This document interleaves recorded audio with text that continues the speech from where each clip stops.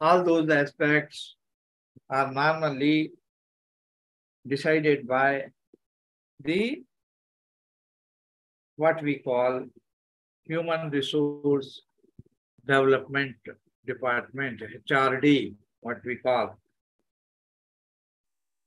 We will see, before we go for further details, as usual, some definitions related to HRD planning.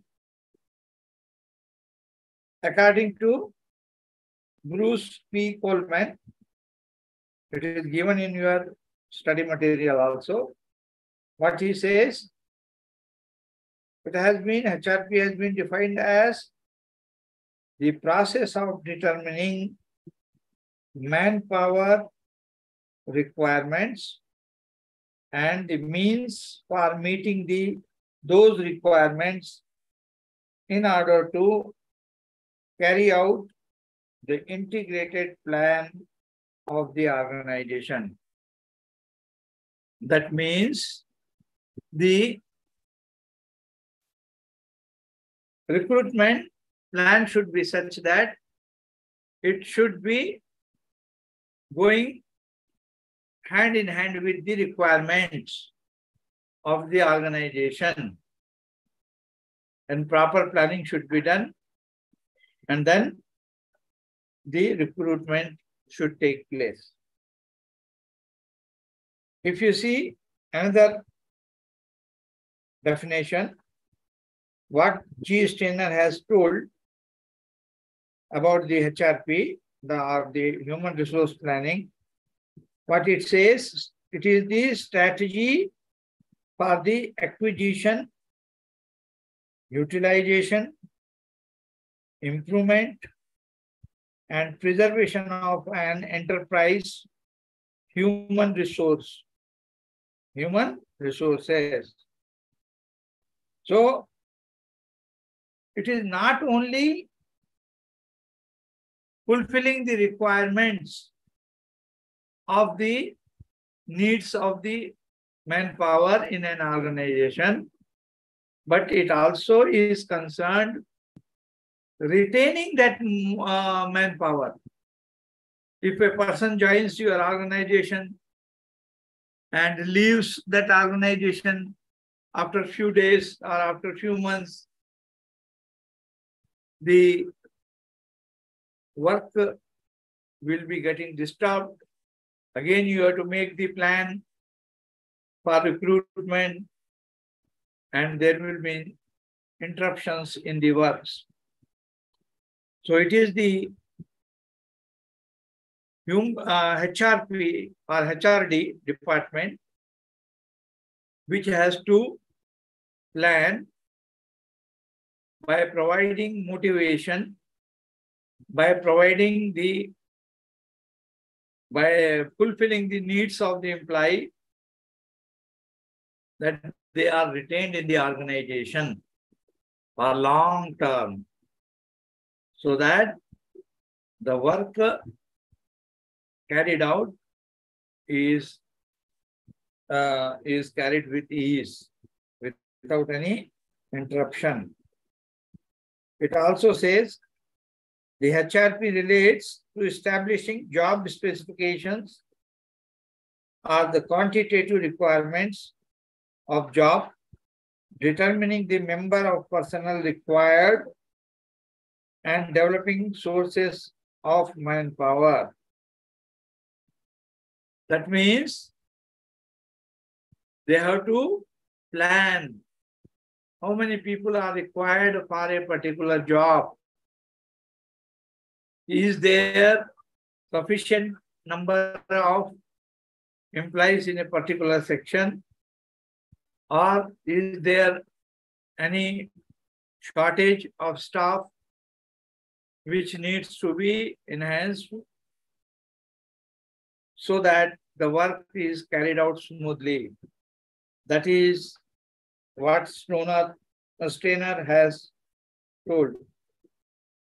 Another definition is also there by Wikstrom, what he says, HRD or HRP is related to forecasting future manpower requirements, either in terms of mathematical projections of trends in the economic environment and development in industry, or in the terms of judgmental estimates based upon the specific future plans of a company. Forecasting. Forecasting means predicting how much requirement is there and how much requirement is going to be there in future. That plan accordingly, by making predictions, accordingly, we have to make the recruitment plan. And then action should be taken to recruit the personnel. And what is the purpose of human resource planning? Some 3-4 aspects are there, like balancing the cost between the utilization of infrastructure facilities and manpower. There should be a balance in how much infrastructure you are supposed to acquire based on the recruitments done in an organization. How much manpower is there, and accordingly infrastructure is to be developed. And also HRP is concerned with determining the recruitment needs, and not only the current but also future. It is also concerned with finding out what are the training needs of the people, manpower. Are there new persons who require some training, who require some orientation, so that they become fit for that job? And also the identify the training needs, fulfill those things, and make a list of trained person for a particular job and deploy them accordingly. If you see the objectives of human resource planning, it says, what is the planning? To ensure optimum use of human resource. Whatever human resource you have got, you have to ensure that its proper use is done. And also to assess or forecast future skills requirement to achieve the organization objectives or goals. The future we have to keep into in our mind what are the future requirements, and keeping in view the goals of the organization. It helps in providing control measures and provision of the resources when required. And also, one has to determine what should be the level of recruitment for performing certain jobs. Whether person should be middle level staff or he should be higher level staff, or even sometime for performing certain jobs you require middle to lower level staff. And also its aim or objective is to anticipate redundancies and to avoid unnecessary dismissals. That means we should not find frequent faults with the employees with the aim of punishing them, making terminations, dismissing them from service. All those things hampers the smooth work of the organization. So we should try to avoid such things, and also to determine training needs and support, and the HRD supports the management development programs. So these are some of the objectives. When we advertise a post based on the requirements given of a particular section or a particular division, based on that, we have to analyze the requirements, analyze the jobs, what we call as job analysis, description and specification. What is meant by job analysis? Job analysis means to find out what is to be done and to determine the best method of doing it. Normally, what it involves? Collecting information on characteristics of a particular job and differentiate it from other jobs.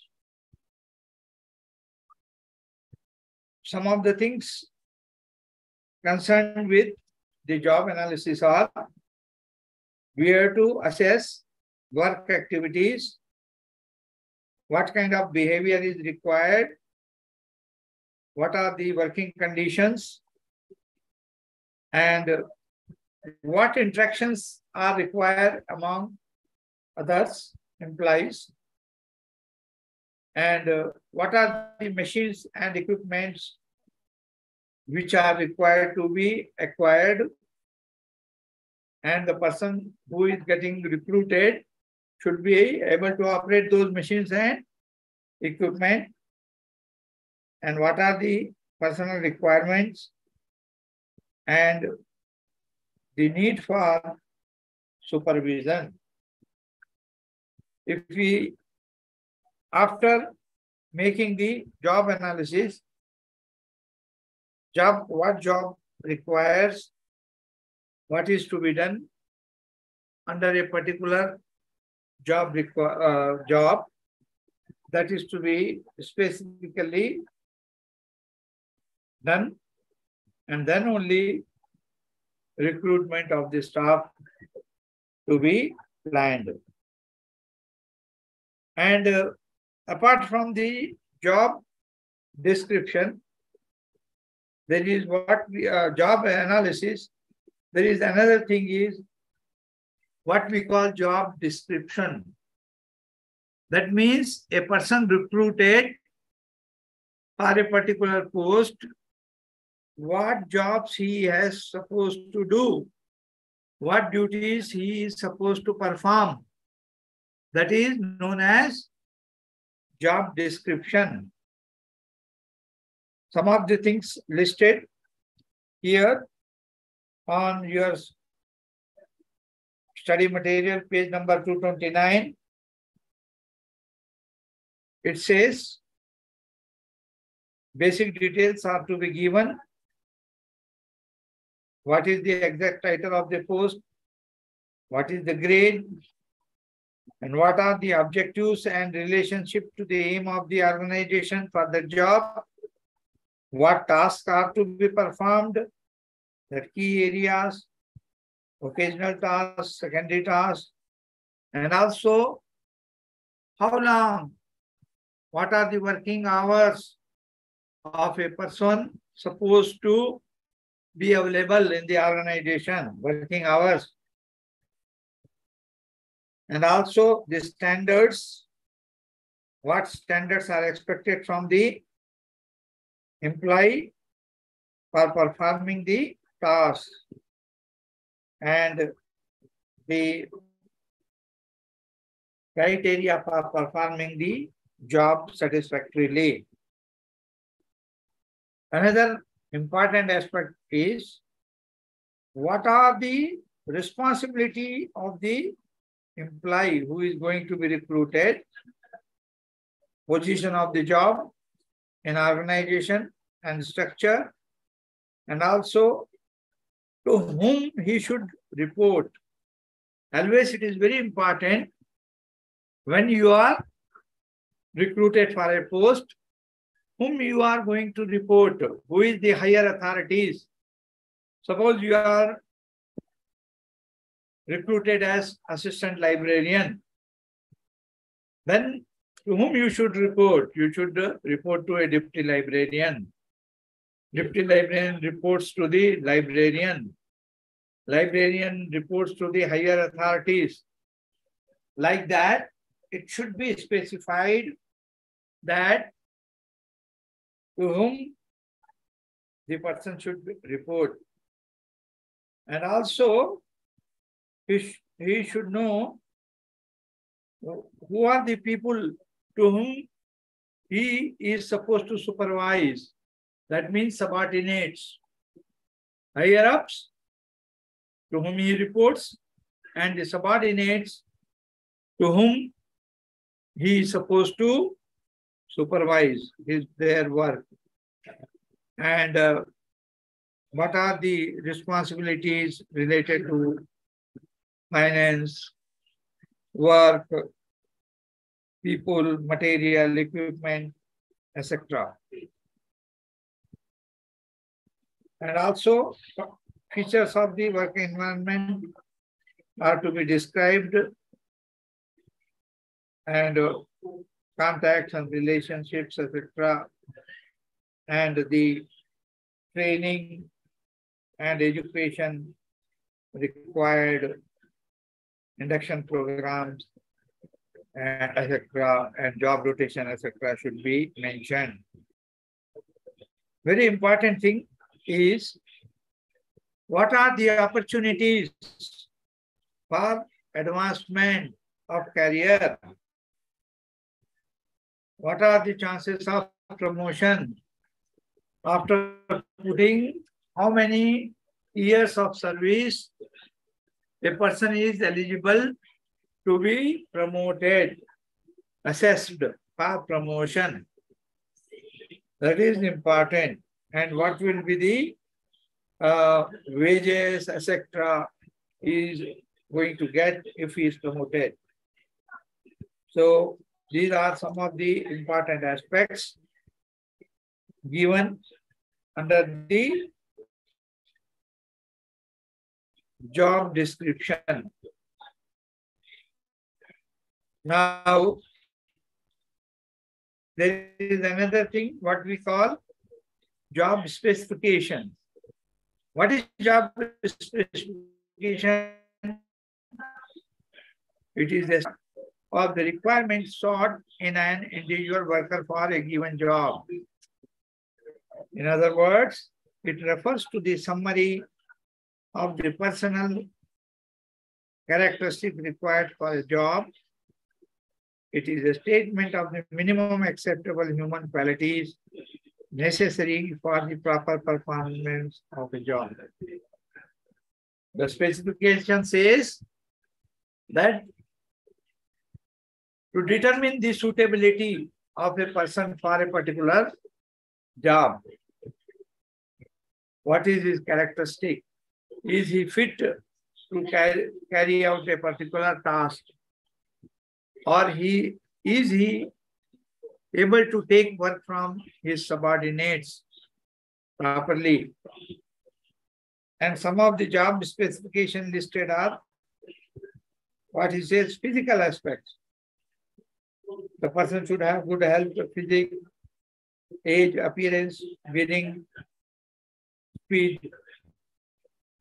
That means bodily fitness to perform a job. That is always, when you are recruited for a job, you have to undergo medical tests. The doctor has to examine you and declare that you are fit for the job. You don't have any chronic ailments and you are fit for the job. And then attainment, academic attainments, training received, experience, skills, knowledge, already the employee possess. And what is the level of intelligence for a particular post, whether the person has got sufficient abilities, sufficient experience to carry out the job, and the aptitudes. What are his aptitudes? Whether he is able to operate certain machines, whether he is how he is able to calculate the things, how he is able to do the things, and also his personal interests like constructional, physical, social, artistic, whether has got any talents which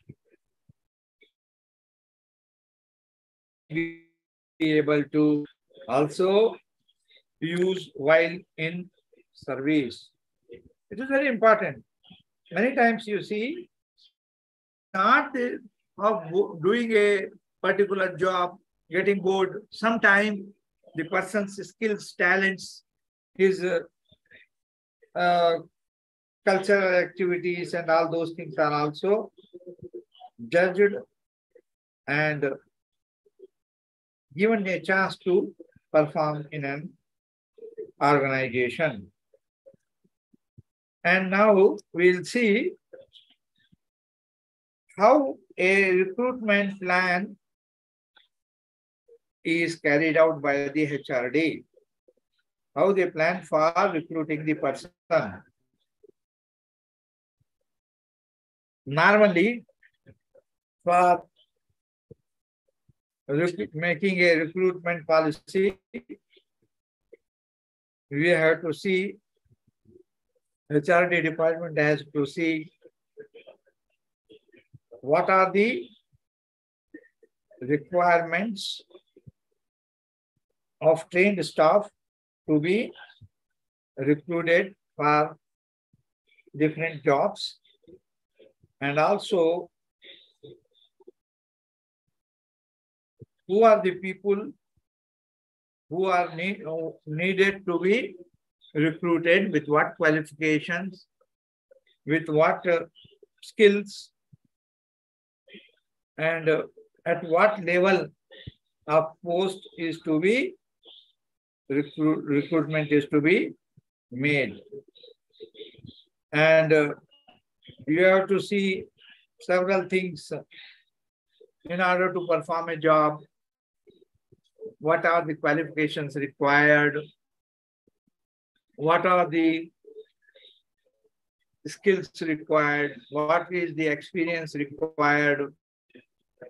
2 years experience, 3 years experience, all those things. The recruitment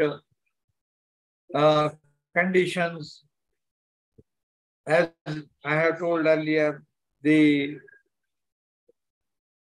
terms of jobs, duration of job, at what age person is going to retire, all those prerequisites, the pre-requirements are to be assessed. And always the HRD division takes the advice of concerned division or section where the person is to be posted, where the actual jobs are to be carried carried out because the head of the division, a librarian, in case of library, knows what are the requirements of the jobs for which persons he is asking, what skills are required, what qualifications are required to carry out a particular job. So they have to consult those divisions and then only give the advertisement for the post. Once the post is advertised in newspaper or in the websites of the organization, earlier there used to be through employment exchanges. So they give the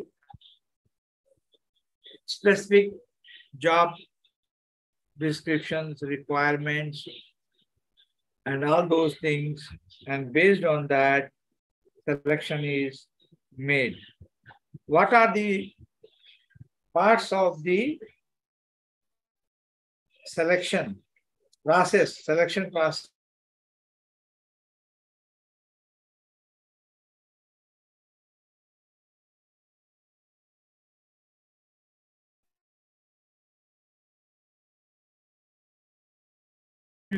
Is to be carried out before to find out the suitability of the person being recruited for a particular post. Actually, what happens now? There will be a preview.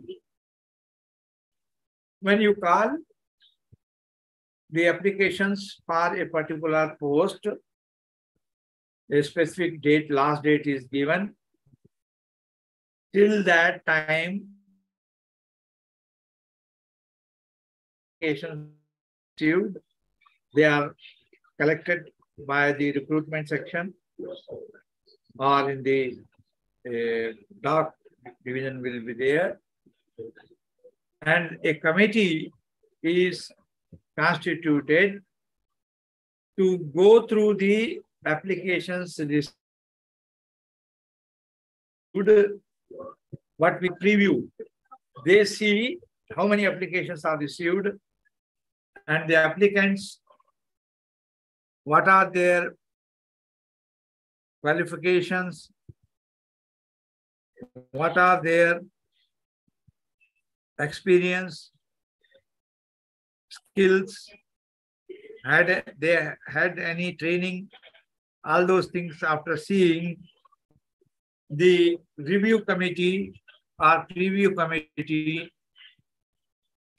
makes a list of candidates who are fulfilling all the conditions given in the advertisement: eligibility criteria, qualification, age, experience, all those things are considered. Whether the applicant belongs to a reserved category, then whatever concessions are allowed, based on that only list is made. After what we call this process as shortlisting, we call it as shortlisting of the applicants. After shortlisting the applicants, the committee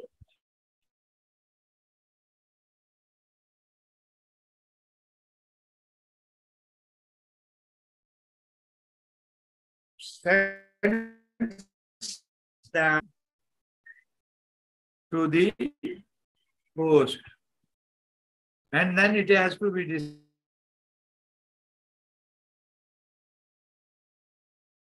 how to further shortlist them.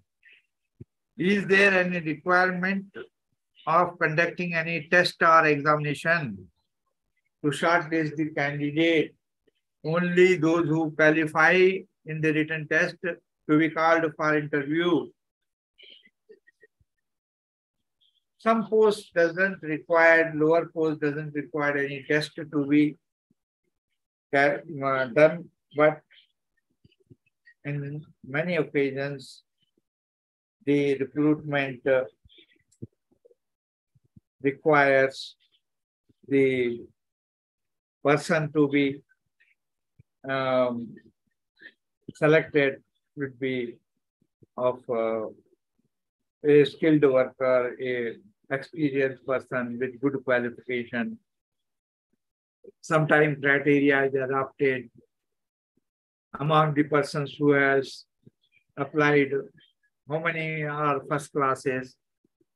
How many are second classes in degree or the qualifying examination? And who are the more experienced person? Based on that, the recruitment or selection is done. A committee is constituted with the head of the institution or his nominee and some subject experts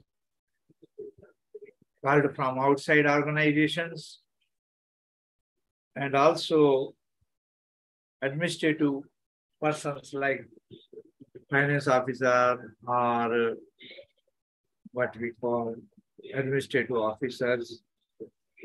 They are generally the part of recruitment, and the questions are asked to the people by different subject experts of the institution, and suitability of the candidate is judged based on the interactions carried out. The suitability of candidate is judged. And then once a person is found to be suitable for the job, a letter of recruitment, offer letter we call it, offer letter giving all the details. A offer letter is sent to the candidates telling that they have been selected and they are given some time, maybe 15 days or 1 month time is given them to report for the job. Those who are already working in some organization, maybe government or semi-governments, they are required to, but they are required to submit a NOC certificate, no objection certificate from their employer, telling that if the person is recruited, first thing, his application has been forwarded to proper channel through their organization. They know it, and they have got no objection if the person is selected in that organization. They will relieve him of his post. In some of the organizations, they don't allow to appear for interview if you don't submit the NOC in advance itself. So the person is required to get no objection certificate from the employer and submit it before the interview committee. And then when person is sent offer letter and he comes and reports for the job, he is In case of government, he has to take some secrecy oath that he will abide by the rules and regulation of the organization and does not reveal any secrets of his organization to others. And also, he is given a final letter of appointment which states that the person who got selected has reported for the duty and he assumes the charge for the post henceforth immediately. And he, in some of the organization, a practice is there when a new person joins, the head of the division or the administrative officer takes that employee and introduces him to the different sections, and then he assumes the charge where he has been posted. In some of the organizations, there will be induction training will be given so that he get oriented to the job under a senior person or under a skilled worker. Apart from that, employee is informed what are his entitlements. Like he will get a leave travel concession once in 2 years or 4 years. He is eligible to move anywhere, visit the places of tourism along with his family.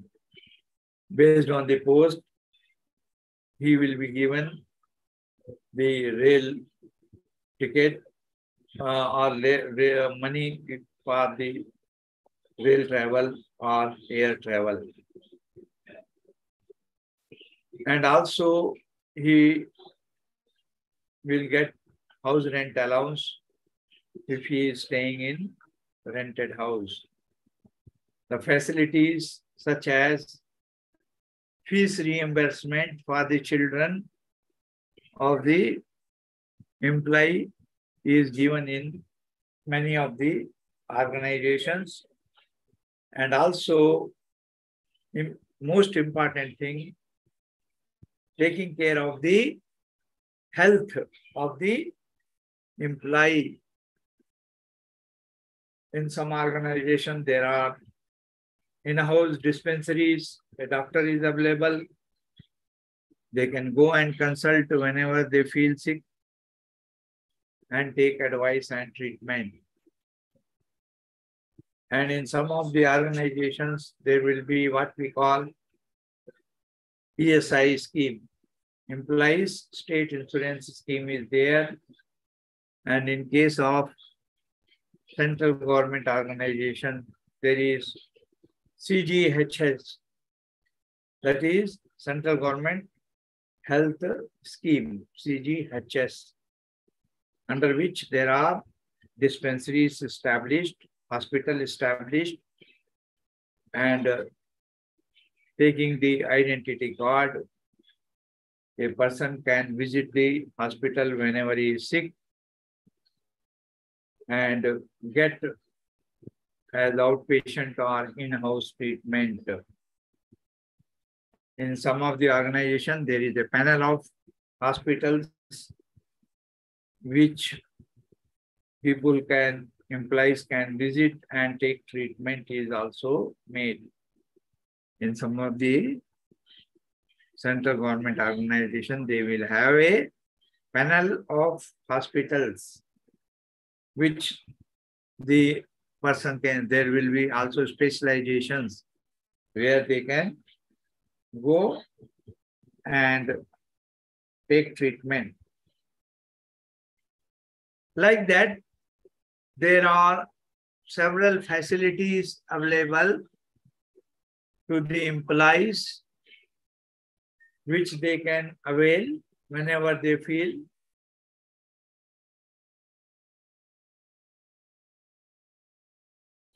In case of emergency, in case of a death in the family, some advance amount also is given to meet the requirements, which may be deducted later on.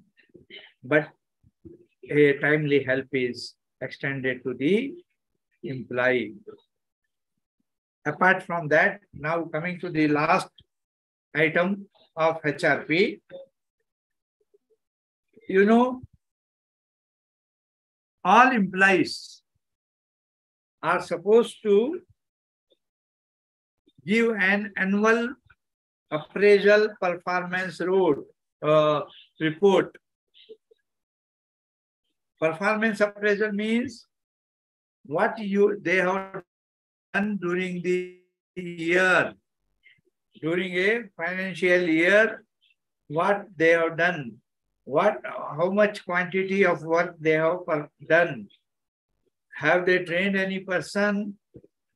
Have they helped the students who come to the organization for dissertations, for having in-house training? Have they acquired any additional qualification themselves? Or have they undergone any training? All those things are written in the performance appraisal report, and that is submitted to immediate boss higher up, who gives his comments, and he gives whether it is a satisfactory report or good report, very good report, excellent report, outstanding report, or any unsatisfactory report. And finally, the final thing goes to the higher authorities, director of the institute, and he gives his remarks, and then what we call his suitability for future promotions, any incentive to be given will be decided.